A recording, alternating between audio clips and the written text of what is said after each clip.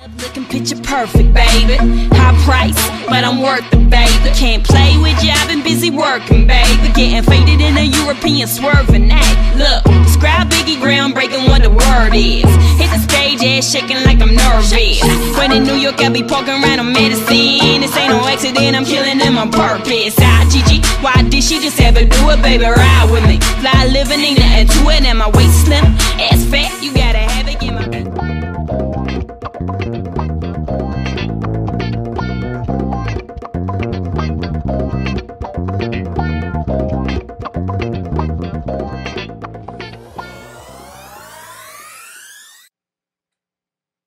Hey there, and welcome back to yet another episode of Crazy Talk. No, we haven't been canceled yet, but I'm sure we'll get there.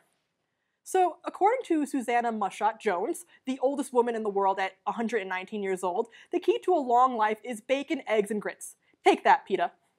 According to the world's second oldest woman, it's bacon, eggs, and grits, and not poison. So, a park ranger drove 12 hours into the Australian desert to remove a McDonald's sign. When asked about it, he said he would have left it there if it was an Outback Steakhouse sign. Staying on the topic of fast food, Burger King has announced that a new Whopper with a black bun exists. Remember, Burger King, once you go black, you probably lose half your customers because that actually looks disgusting.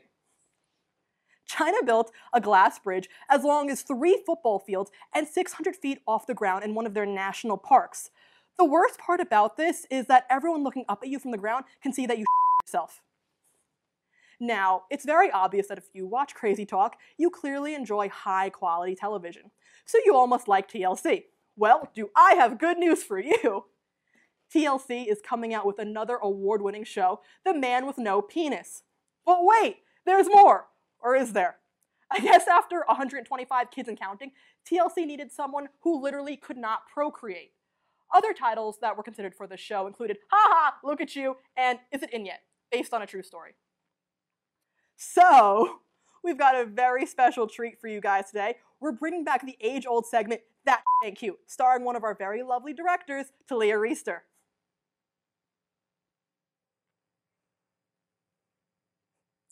Okay, ladies, this one is for you because there is a lot of shit out there that ain't cute. First, let me say that I am a feminist. No, that does not make it excusable to hate all men. If I hate you and you have a it's because you are one. Being a feminist means equality for all genders. Got it? Men, stop complaining that when a woman says something is sexist, it's because she's a feminist. Why is it bad to be equal? We still get 70 cents for every damn dollar that you make, and you claim we have equal rights. Quit lying to yourself because that ain't cute. My next point is more on women's rights. Just putting it out there. I am pro-choice. Before you throw the Bible at me with your Jesus fetus saving pitchforks, hear me out. Men, stop. Just stop with your opinions on women's health. You're a man, I am a woman. We have different body functions. Abortions and pregnancies in no way affect you directly. Sure, you may send in that monthly child support to your pregnant ex-girlfriend instead of saving up for that new game console you so desperately need, but ultimately a financial sacrifice is hardly anything. You know what sacrifice is? Working 2 jobs as a single mother, going to school part-time online while being a single mother. And don't forget the hopefully 9 months of carrying your child that changes her hormones, her health, and her overall appearance. And what? It may have affected you physically for what I'm sure was 20 seconds of your sex life. I myself would never get an abortion, but why is that right in the hands of the men in charge? I shouldn't be forced to have a baby that I could put up for adoption if I don't want to. Having a baby isn't simple or easy. Let a woman choose how she wants to live her life in her body because that ain't cute. On a light note, let's talk about catcalling. I know that not every man who approaches me and says hi to me is a serial killer. But forgive me for being on my guard with any stranger. What obligation do I owe a stranger to respond to you or give you the time of day? Where is that in my invisible life contract? Sure, you say hi, and I say hi to be polite, but then you go complimenting my body in a very creepy way. When I don't respond, I'm suddenly the or the hoe. Since when does ignoring your rude tone make me the I'll tell you what, everyone should understand that not everyone is approachable, has a different story, or simply doesn't want to talk to you. Again, obligation? No, I don't think so. This ain't cute. We hold these truths to be self-evident that everyone was created equal. Thank you and good night.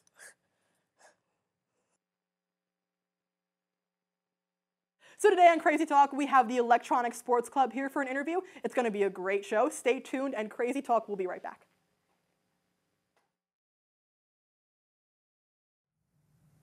Hi there, and welcome back to Crazy Talk. So we have our very first guests of the semester today. We're really excited. We have Joseph and Dylan of the eSports Club. How are you guys doing? I'm doing great. Okay, so I guess we could start off really simple. What is eSports? Because that was a term I was really unfamiliar with. Basically, just to put it simply, it's competitive gaming. Anything you want to think about real sports can be talked about in esports as well. There's a team aspect, there's coaches now, there's even like managers. It's getting really big. Coaches really and fast. managers, really? Yep. Can you explain how that works? At least in League of Legends, the coaches there, they have life coaches in the back, but like they will have a coach on stage during what they call drafting, of when you pick your heroes and before the game. So the coach will be there saying like, all right, we should pick these, this is what's weak on them. And then after the heroes are picked, they'll be like, all right, this is what we have to watch out for. Most people would be like, just make sure I have calm heads. If you get behind, like it's more of a way to make sure the team is focused. Okay, what does it take to be a coach? Just knowledge, really. Yeah. There's actually 2 people who used to be from Penn State who are now coaches in League of Legends. Really? Like, for like the entirety of League of Legends? Like, how does For that... specific teams. Like Okay. there is one for a team right now that's at Worlds right now. He's currently not coaching them. He was the coach. And another one, his name's actually history teacher. He's actually a history teacher who came from Penn State. That's awesome. And he's used to be called Team 8. I'm not really sure what they're called right now though. Now, what is Worlds? Because I don't video game very well. It's basically just the World Championships where teams from all over, China, Korea, Taiwan, Brazil, America, Europe, come in and just battle it out for, I think it's a whole month long. Okay. Now, a little bit, I guess, about the history of your clubs. You guys said that you started out as like a League of Legends club, more for the most part. So, I guess, why did you start with League, and then how did you expand? From what I know is the people that created it all played League together, but they had friends and themselves who played other games. So they decided, well, this term esports is getting big. Why don't we just expand and bring in other teams or other games as well? I believe the first one that came in was Starcraft. Yeah, it was Starcraft and actually Team Fortress 2. Really? The first 2. Okay, cool. So what do you guys do for the club individually? Basically, as president and vice president I make sure to do all of the club as a whole and stuff outside as well, and like sponsorships and dealing with other colleges. And Beal here worries about like the interior of the club and making sure that all divisions are represented equal. Okay, how's that going? Because you guys telling me, I want to tell our viewers how many members you guys have. On our Facebook, we are just short of about 1,000, Okay. and currently at Penn State, we have probably around 100 to 150. That's great. So these guys have 1,000 viewers. We here at Crazy Talk, 1,000 members. We here at Crazy Talk have like 8 on a good day, maybe, kind of, sort of. So we're doing something wrong. TV is not what we should be in. We should be playing esports. Oh, esports is where it's at right now. I should get good at these things because I'm honestly absolutely horrendous at it, and I've tried, and I get frustrated really fast, and I don't know, I can't focus. Half of esports is anger. That's probably it. It's just screaming. All right, so about competitions, how does that work for you guys? I have no idea. Personally, for us, the majority of our tournaments is we play online. There's leagues created like the CSL or the Collegiate Star League where they have multiple games and we play other schools. Personally, we also have tournaments at Penn State as well, where we bring in other schools to come in, and we have our own league here as well, where we bring in the top player or the top teams from that league to also be in this tournament. Okay, I guess what would you say are the benefits between like going somewhere or bringing someone to you and playing with everyone in the same room versus literally playing online? From someone who has actually been at live events, it is completely different than like just being by yourself playing.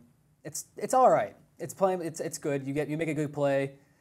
You get excited. Maybe your teammates scream. It's pretty cool. But after playing in front of a live audience, making a huge play and just hearing everybody go crazy, it's completely different. Okay. Have you played live too, in front of a live audience, anything like that? Yep, actually I went to Toronto over the summer to play StarCraft. Dude, Yeah. how'd you do? I did very poorly. But I'm sorry. it's really fun. It's fun to have like everyone there, and also all the other players are there. So it's really fun just like to talk with people who like love the same game that you love. Make connections, Yeah. anything like that. That's cool. And now you guys were telling me something really cool earlier about going to different countries for tournaments. Let's talk about that because that's awesome. Yeah, one thing we talked about is like this past year, League of Legends is becoming such a big game, and they've been going to different countries multiple times throughout the year. So one thing that kind of like the United States government had to do is kind of classify competitive gaming as a sport, just so they could get basically allowed with their visas to go to these countries and play. That's awesome. So have you guys traveled outside the country yet for anything like that? Not No? for esports just yet. Okay. Do you want to? Is that something you want to get to One day do? that'd be crazy, but because one thing we focus on mostly is the collegiate side of it, and it's kind of really tough getting involved with like maybe a college from Germany or something to play them. But it's pretty easy to be like, hey, Boston U, let's do some scrims this weekend. Okay. And we just go and play one weekend. Now, how do you find clubs, other schools who also have the same esports club or whatever they may call it there? There's actually an organization that we're a part of called TESPA, which originated in Texas, hence the T in it. And the rest Yeah. is, I think, TESPA, or it's like the Texas Esports Association, or something along those lines. And what it is it started off very small, maybe like, I think it started with like 5 colleges in Texas. And they broke out and got maybe like 15 in the surrounding areas. They've been around for maybe 3 or 4 years now, and now there's 150 colleges in this organization. God, you guys grow so fast. It's- It's the power of blows the up. internet. Yeah, it's like one little thing happens, and it's like a droplet effect. It just Okay. ripples out. So let's talk about the club currently. So obviously you started with League, but what other games do you guys play now? We currently have Starcraft, League, Counter-Strike, Hearthstone, Street Fighter, and Heroes of the Storm. Okay. Do you want to tell me a little bit about all of them? Because I think the only ones that sound familiar to me are Hearthstone and Street Fighter. And no, Counter-Strike. I've heard of that. These are words that I recognize. Yeah, Hearthstone is just the card game that Blizzard released 2 years ago? 2 or 3 years 2 or 3 years ago, and it just got huge. It's now you're able to play on any mobile device, basically. And then there's these big tournaments. Like there's tournaments almost every week where it's like $10,000 to $20,000 for a prize pool. So it's been getting pretty big.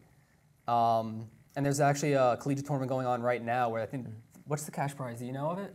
Actually, I think they pay tuition. They pay quite a bit of your tuition. Yeah. For the top, Really? it's Wait, tuition. where is this? This is just going on for all colleges in TESPA, basically. And what game is this? It's Hearthstone. So I should get really good at Hearthstone right now, is what you're saying. Yeah, Really, really good, because I am swimming in student loan debt. Yes. Yeah, same here, basically. And they did Nuts. They did the same thing for Heroes of the Storm as well. They had a big collegiate tournament where the top prize was free scholarship, basically. And Heroes of the Storm is a big. It's a MOBA, which stands for multiplayer Multiplayer online battle arena. That's right. Why is this not getting more? I guess within your community, it's Yeah, huge. it's huge. But I feel like outside the community, this should be getting a lot more publicity because it sounds like it's doing like great things for people that hey, like get really good at this game and you can get tuition money and something out of it. Actually, the finals for Heroes of the Storm, well, they called it Heroes of the Dorm. So, but That's cute. it was on ESPN2. They did the finals for it. Okay. So, I did want to talk about that. So now esports are on ESPN. Yeah, How do you that's, feel about that? For me, it's pretty cool. I don't really think it's 100% needed as an organization because like everybody wants to be like, we want to be known as a real sport. I'm like, I'm happy where we are, but it's just pretty cool that people are like, such as ESPN, are now continually talking about us. And they brought up the Dota tournament that happened not too long ago because they had was it a $9 million prize pool? It was something huge. Where are they getting this money? It was actually all community driven. Yeah. That's awesome. So like the Dota community made it's like 7 or 9. It was an odd number. I remember that, but that $1 million prize pool. Okay. So what are your guys' favorite games? My favorite game is League of Legends. Okay. Why? It's just what I started out with. Yeah. I've been playing for 5 years now. It was my intro into the MOBA scene, and as well as the esports scene as well. And it's just kept me going for 5 years now. How did you get into League? Just Just downloaded it one day, like. a friend who lived in the same dorm as me just was like playing. I was like, oh, what's that? He's like, oh, it's League of Legends. I'm like, cool. I wanted something to kill my GPA. Yeah. I'll go and There play you this. go. GPA, but you might get your tuition paid for. Yeah. So it evens out. C's get degrees. True, That's how it yeah. works. And if you can get a free C, sure. Why whatever. not? Yeah. What about you? So my 2 favorite games are StarCraft 2 and Street Fighter. Okay. Why?